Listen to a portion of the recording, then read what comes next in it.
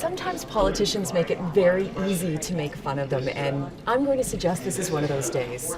Can you really ban texting and walking on a road?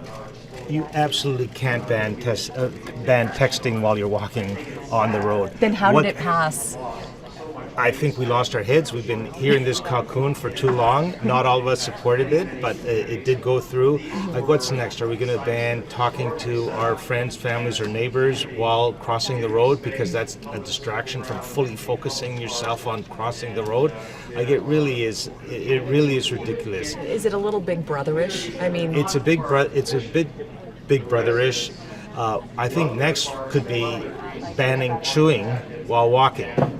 I think most people can chew and walk at the same time, and this really is a case of get the state out of regulating those kinds of activities.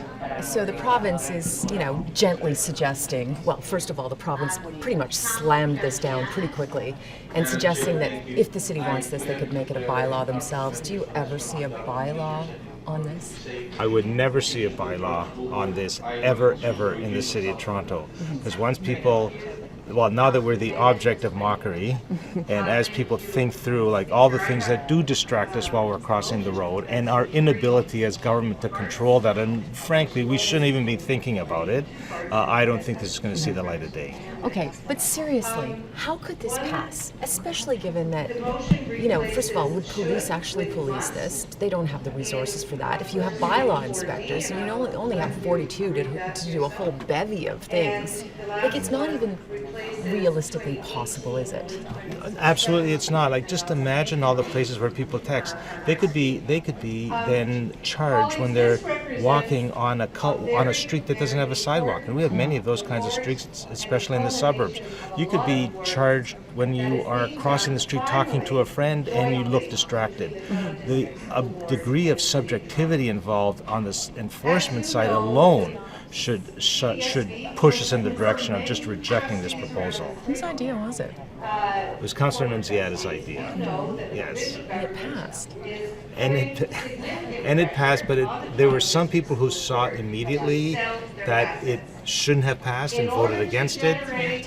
Yes, I think there was a kumbaya. People were trying to support each other with regards to the Scarborough subway. And so there's a cabal of people. Well, Frances is supporting the subway, so we're going to support her motion. So it was a lot of other things that got in the way of people thinking clearly. You mean politics got in the way of sense?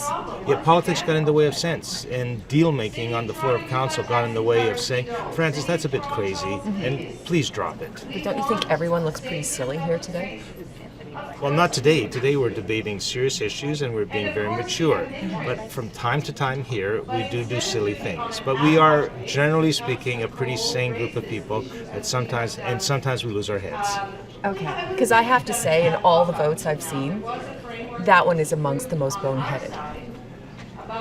It would certainly be up there. I can't think of other ones that were equally boneheaded, but this is certainly one of them.